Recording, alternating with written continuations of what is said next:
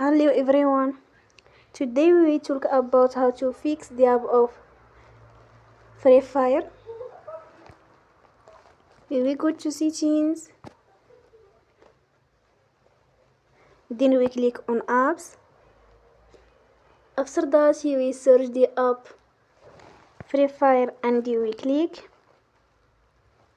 Then we will on force stop. After that we will go to storage.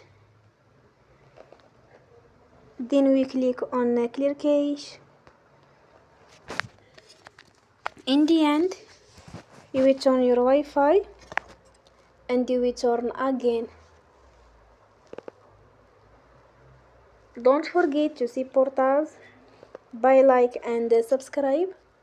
See you next time and thank you for watching.